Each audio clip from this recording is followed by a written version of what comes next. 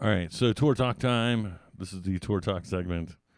Sometimes we have guests on, or sometimes I get asked about do's and don'ts on the road and about the stories and why we say to do or don't do these things.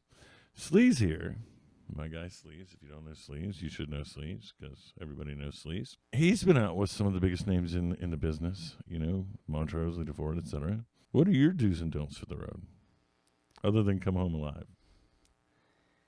Don't stack shit on top of shit. Don't stack Because shit. everything you always have to. People will put like heads on top of cabs, and you have to put the cabs in the trailer first. Right. So, and then people will come out and just, if you got people helping you that don't know what they're doing, They'll wheel it. It'll tip stack and shit up on top of everything. And it's like, now I have to remove that and move this over and move that. And right. More work. yeah, and usually by the time I go out on the road with somebody, they have it down to where, I'm putting the cabs in first, putting in all the solids, and then we put in all your little toys after, Little Tony is right. I can dig it. What else? What else will be a do and a don't? What do you Get see out of doing? my way when you see me heading towards you with gear. Get out of my way. Well, that's a fair thing. Musicians alike like to stand in the way of gear being loaded out. I mean, How sometimes many that's the times thing. do you People think? don't realize that they're in their own way, Yeah. right? Well, Half I'm in my the own way. but- half the time that happens, it's the band trying to go on next that's in the way. Right. Guilty as charged. I've done that shit. I'm like waiting for motherfuckers to get off. Get out of the way. So yeah, I'm definitely guilty of that. I feel And then I do it now just to prove a point. just because you're like, hey, remember that time 3 years ago? Hey, you're trying to get your shit off? Here, let me help you here. Right. That's quality. What else? Just smile. Smile. Smile. Everybody should smile. I agree. Get out there and smile. Don't mean mug everybody in your show. Well, you're trying to make everybody that's out there your friends, right? Because you want them to consume. Trying, yeah. And so ideally, you're going to get more bees with honey than with vinegar. Right. Tell me the funniest story. What do you think out of all the stories you've done, all the groups you've gone out with? Well, now we have the problem of the memory. Well, so Kicking in and that's or- the thing. But out But of I can't remember the story with you guys. with the moose, that story's crazy because I don't really, it happened so fast. Well, you were asleep, actually, in the passenger How was I seat. asleep? We were passing weed, and you hit the high beams, and then we were on two wheels. You were zoning out. Well, zoning out is not asleep. You were nodding off.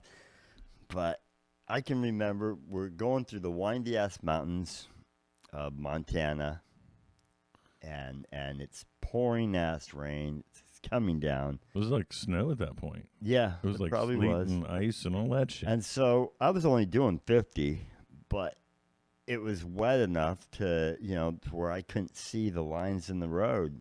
So I finally hit the high beams, and I saw this moose's eyes, and he's looking down on me as we passed by, and I had to swerve at Right. the last minute, and the guys are in the back falling out of their bunks. Which is funny. And they're yelling at me, going, "What the hell's happening up there?" And I'm saying, "What the hell's happening back there, man? We got Well- shit going on up here." Yeah, right.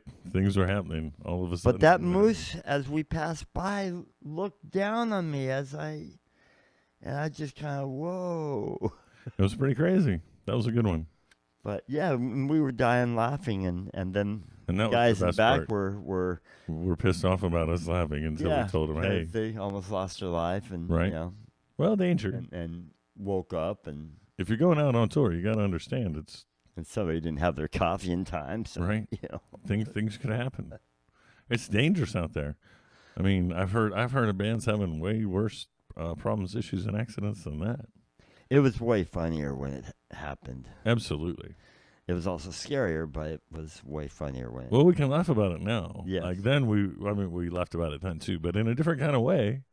Because, I'm sure when we were laughing, it's because we knew those dudes were back there fucking But just now when I stewing see and the brewing. signs that say daring, Oh, right. I take that to heart. Oh, okay. Oh, right. I'll be looking out. There's going to be some shit in the middle of the road. What did you say about people being a diva on the road?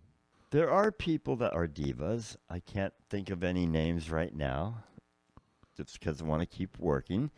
I can understand that. Yeah, there are people that are divas out there that and I'm talking all the way from back in the day when I first started to now. You mean there's divas in our scene? There's divas definitely in our scene. There's no divas in our circles, Sleiz. What do you mean? There's a few that primp and yeah, Primp and prance? Yeah, that will be the word. The primp and prance set?